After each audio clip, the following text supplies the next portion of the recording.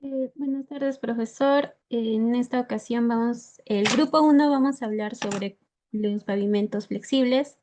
Eh, Empezando, bueno, los pavimentos flexibles son estructuras viables conformadas por una capa asfáltica superior y en la parte inferior pues hay una o más capas de material más rígido, ¿no? Pero empezando por el principio, ¿qué es un pavimento? Un pavimento es definido como una estructura multicapas. En esta estructura multicapas, el peso se va yendo hasta abajo y disipa poco a poco lo que es el trabajo, ¿no? Em, Estas capas superpuestas están compuestas por materiales con funciones específicas.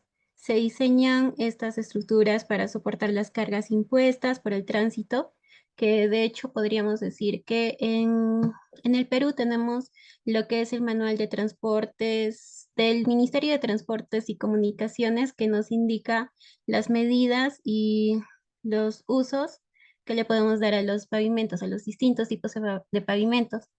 En, en estas estructuras también podemos decir que se diseñan según a las condiciones ambientales por un periodo de tiempo.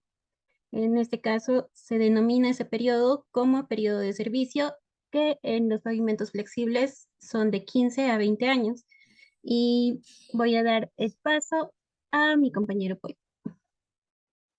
Gracias, compañera Daniel. Yo les voy a hablar sobre la mezcla asfáltica, el cual es la unión del asfalto propiamente dicho y agregados.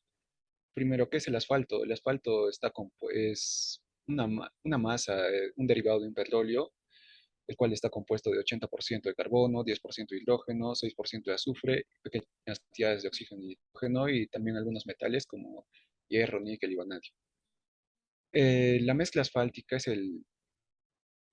la unión, como dije, del asfalto y de los agregados, ¿no? Los cuales los agregados los agregados son, ¿no? Y todos varían de la estructura o el se le aplique de asfalto y para lograr un tipo de compuesto asfáltico, ¿no? De acuerdo a lo que quieras usar. Siguiente página, por favor. Bien, el asfalto es de un color marrón oscuro a negro, el cual, o también puede ser de betunes naturales que se obtienen por la refinación del petróleo. Los agregados generalmente son la arena, la grava, la piedra triturada y la escoria. Estos agregados no necesariamente son unidos al asfalto, sino que también pueden ser utilizados como una base sólida, la cual puede utilizarse como en carreteras, vías férreas y edificios. Eso es todo de mi parte. Doy paso a mi compañero Jonathan. Gracias. Bueno, continuando con la exposición, en esta oportunidad voy a hablar respecto a la estructura del pavimento, ¿no? La estructura del pavimento flexible está compuesta por una capa superficial, que es la capa asfáltica, ¿no? O capa de rodadura, seguida por la base y la subbase consecutivamente, lo cual en el complemento se encuentra apoyado sobre la subrasante o terreno natural a donde llega una parte de la carga vehicular. Y en la imagen podemos ver las capas de un pavimento flexible, ¿no? Donde están indicándonos desde la carpeta asfáltica, la capa de la base granular, y luego la capa de la subbase granular y finalmente la capa de la subbase subrasante, ¿no? Seguidamente vamos a continuar con lo que es la capa asfáltica, ¿no? La capa asfáltica. Está compuesta por mezclas asfálticas y materiales pétreos. Esta capa recibe directamente las cargas vehiculares y los efectos ambientales, como la lluvia y la radiación solar. Es resistente a la abrasión producida por el tráfico y a los condicionamientos del intemperismo, ¿no? Además, tiene la función de proteger la estructura impermeabilizando la superficie del pavimento. Y ahí en las imágenes podemos ver la capa asfáltica, cómo es que queda al final, ¿no? Durante el proceso constructivo, ¿no? Acá el rodillo neumático está haciendo el trabajo de compactar, ¿no? Y vamos a continuar con la base granular. Es una capa granular ubicada bajo la carpeta asfáltica. Básicamente este material granular debe ser friccionante para que garantice una resistencia adecuada y la permanencia de dicha resistencia ante la variación de las condiciones que pueden producirse. Y a su vez debe contener vacíos, ¿no?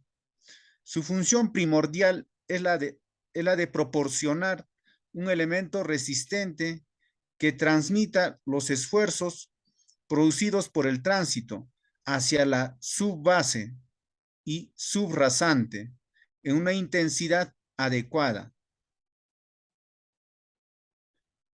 Y seguidamente vamos a hablar respecto al tema de la subbase granular. Es una capa granular construida con materiales más económicos que las de las capas anteriores, ¿no? Esta capa facilita el drenaje del agua que pueda filtrarse por la superficie o ascienda por capilaridad, ¿no? Y por último, la subrasante es la superficie que soporta la estructura del pavimento. Está compuesta por terreno natural, aunque en ocasiones es necesario mejorar las características del terreno, ¿no?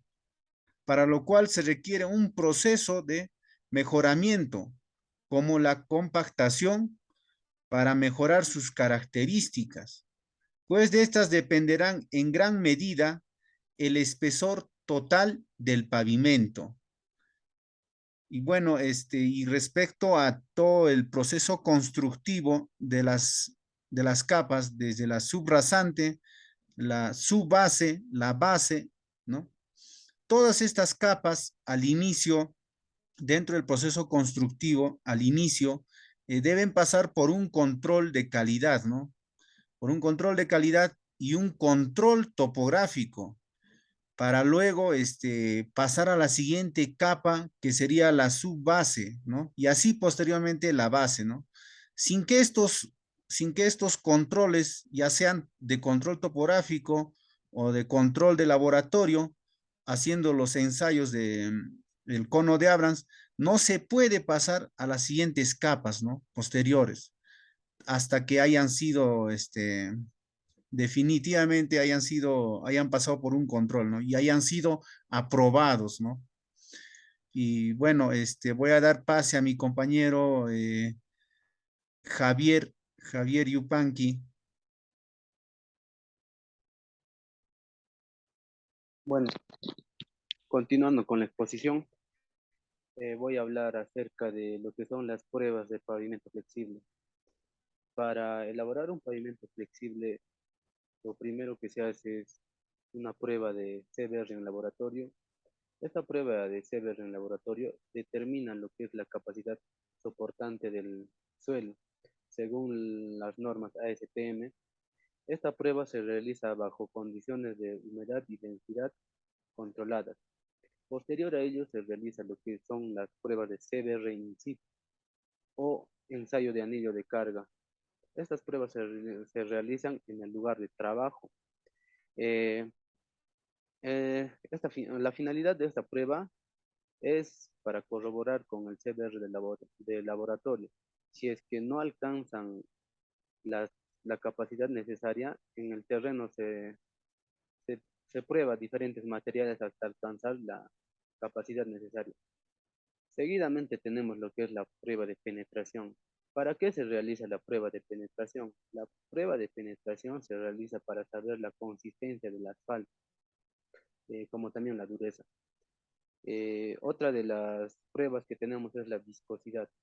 La finalidad de esta prueba es determinar el estado de fluidez de los asfaltos a las temperaturas que se emplean durante su aplicación.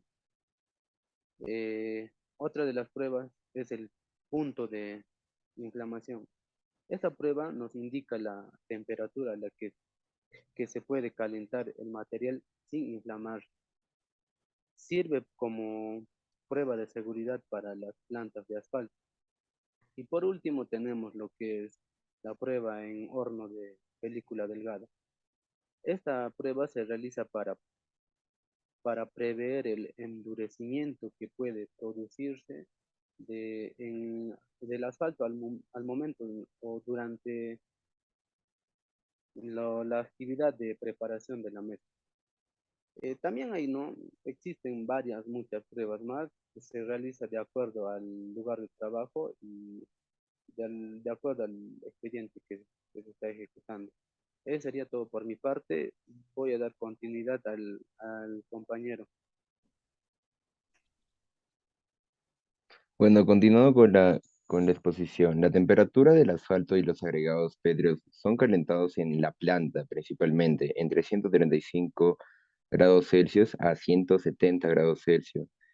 Eh, la, la mezcla tiene mucha flexibilidad, duración, uniformidad, resistencia a la fatiga y económica, entre otras características, generando por ende investigaciones y desarrollos para mejorar sus propiedades mecánicas y dinámicas también. No sé si pueden apreciar la EPT2, se puede apreciar un 120 de grados Celsius y 82 grados Celsius también a 74 grados Celsius. En la siguiente diapositiva podemos apreciar una notable reducción energética que para reducir el grado de asfalto, el betún espumado puede utilizarse para reducir la temperatura hasta unos 40 grados Celsius y proporcionar unas mezclas de gran calidad, incluso en el rango de 110 grados Celsius y 130 grados Celsius. Y a la vez el consumo energético en las emisiones de consumo CO2.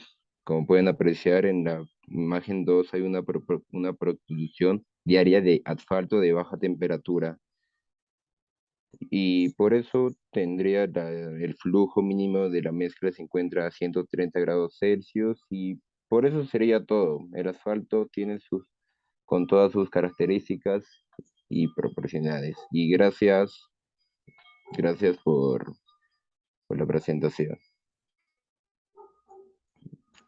¿Está bien? Ahí.